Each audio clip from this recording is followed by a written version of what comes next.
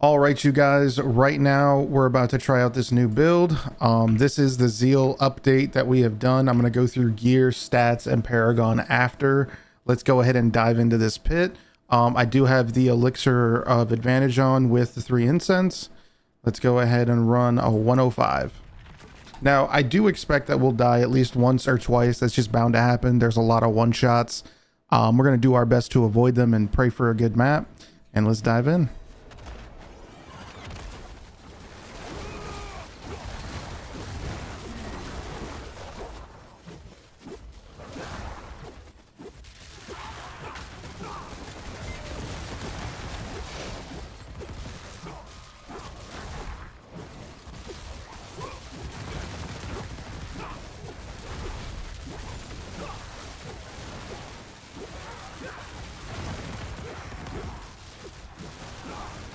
Oh, body blocked. Get out of there. Thank you. Oh my god. See, so this is a perfect example of just those random kills. Like, they just had literally a room that we couldn't even get through. But that's okay. These things happen. We're going to run it back. We got plenty of time.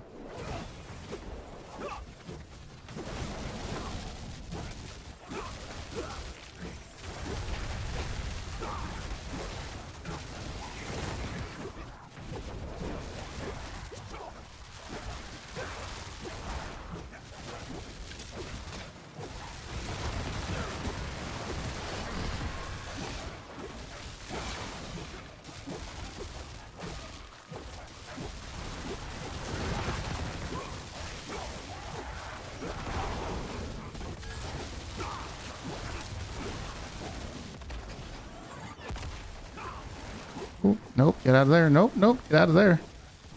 Okay. Holy fucking one-shots. Jesus, they're everywhere.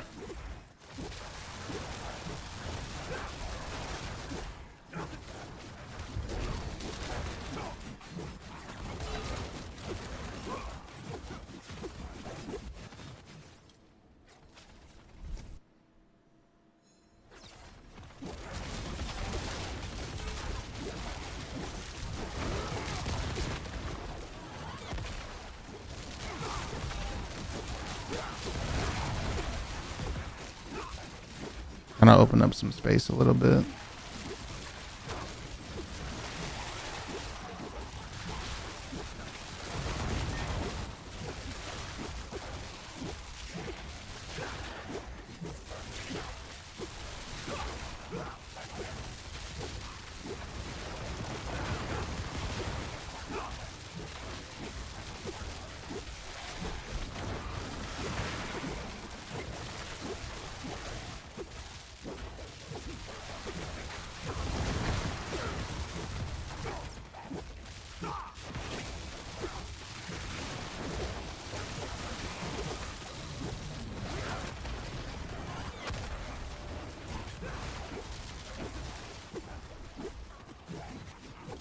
Fuck you and your one-shots. Okay, we got Belial. Alright, time for the boss. So we got 11 minutes, 25 seconds on the clock. Like I said, this isn't going to be the absolute most meta build, but for a nice, fun, off-meta build, I think that we do tons of damage. It's a lot of fun to play. And cleared. And there you have it. All right, guys, welcome back. Now we're going to go ahead and we're going to talk about the aspects, what we've changed, any gear changes, and we're also going to be going over the build guide as well. That way you guys understand. So if you guys have any questions whatsoever, you just let me know. So we're going to be starting off with the Air of Perdition. It's still going to be the same. If you can get ranks to core skills GA, that's cool. Typically, we want to stick with the crit chance. Then we have the Shroud of False Death. Again, you're going to want to try and hit all stats if you can. That's probably going to be your best GA. This one isn't really doing anything for us as far as sanctification since we don't do fire damage. As far as the gloves, we are rolling on the pit pushing variant. Strength, armor, attack speed, and ranks to Zeal. When we sanctified, it gave us cooldown, which is just huge. Tempering is going to be Zeal size. The aspect is going to be the same, which is Zealot's Covenant. Pants should be the same. I just happened to find a better pair that was double G8 in strength and armor. You're still going to want resistance to all. And when I sanctified, I got another rank of strength, which was just huge. On the boots, same boots, attacks reduce, evades cooldown. You need that 100%. That's how this build functions. Ended up getting a double punch to strength again. It was an insane roll. And then we got a GA Arbiter duration, which is just going to make it so we can have it up longer, and it's longer than the cooldown. Sword did not change. Still using the red sermon. For the amulet, we did change the aspect. Granted, this amulet is not best in slot by any means, but it will get the job done. Mine has attack speed, lucky hit, which is wasteful. +4 to discipline and +4 to crack in the armor. I have been experimenting between discipline and where are you? And fortitude. It seems that discipline scales damage higher than fortitude. I'm not entirely sure as to why. I wish I had a better answer for that. I'm still trying to math it. For those of you who want to understand the difference, we're going to explain that once we go over the skill tree. Argent Veil, you're definitely going to want core skills as the GA if you can. If not, go for strength, then max life, then vulnerable damage. Your multiplier for the aspect is crucial. You need to get it as high as 60 as possible. On the ring, we absolutely want to have chance to make enemies vulnerable, especially with the Arbiter nerf. Whether it was a silent one or not, most people didn't know it, but it was a silent nerf. And then try to get Arbiter of Justice G8 if you can. Mine ended up rolling lucky hit for vampiric stacks, which really doesn't do a whole lot, but I mean, it is what it is. Oath, we're still taking Zealot. All right, for skill tree, we're still taking 1 and 2 advanced. We're not really using it. It's just to get us into our core skills. Right now, I've got 25 ranks of Zeal. We're going into Call of the Wicked instead of Zealot's Legacy. And the reason for this is we get 2 additional hits here. We get 4 additional hits here. We get 2 here, but we also get a 25x increase multiplier to weakened. So I noticed that. I've tested it. It's definitely stronger. So we grab that. We're going to put as many ranks as we can into Unguard, Riposte, and Discipline. Now, Discipline scales off of core skill multiplier. So I'm trying to figure out exactly which bucket it pulls from. But I think it's just all damage, which is still huge for a 48x multiplier. For Fanaticism Aura, this has never been more important because when you activate it, you weaken all nearby enemies, which activates this guy. So this procs that. It's just a huge buff. For survivability and passive healing, Defiance Aura is still super important. You want to take Rite of Prayer. Then we're going to bounce down to Falling Star. We're no longer taking Free Fall. We are taking the Fanatic Descent because not only does it do Zealot damage, it also weakens, which is just another hit. So use this tandem with your aura, kind of offset them so you always have your enemies weakened around you. We're still going to be throwing into the best offense and Fortitude, whereas Fortitude is just critical strike damage. While Fortified, we're always fortified due to our Divine Gift. I've found more success with Discipline versus Fortitude, but I'm still doing more testing. We're still going to be running Crack on the Armor. That is arguably the most important one that we grab. 48x to vulnerable. Then we're going to be grabbing Iron Shapes Iron, or Sharpens Iron, Break the Line, Heavyweight, and Press the Advantage. If you're having issues with cooldown, grab High Charity instead of Press the Advantage. If you're not having issues with cooldown, grab Press the Advantage. This is just free damage reduction since we're critting on every throw. You're going to grab Shining Armor. You're going to grab Sacred Arms, which is just 20x crit damage. And we're going to be grabbing all of Giant Slayer. We're still grabbing Arbiter of Justice. But again, as I said in my previous video, Seraph's Wings now only applies vulnerable with wing strikes.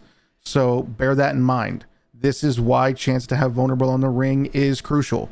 Without it, we will not be applying vulnerable outside of the exploit glyph. And then we're grabbing Coat of Arms. I tried out Path of the Penitent. This will not scale in any way, shape, or form, capacity, and close to damage to Coat of Arms. Because that number actually goes up whenever we get our buffs going. So that's actually closer to like 120%. once we're fully ramped. While we're not ramped, it's about 103. For Paragon changes, I'm just going to kind of briefly go over my current board, and then we'll have the full active board on the build guide available, where I put in some extra nodes for those of you who may be a higher level than I am. I'm currently level 250. We're still grabbing Hone for that crit damage.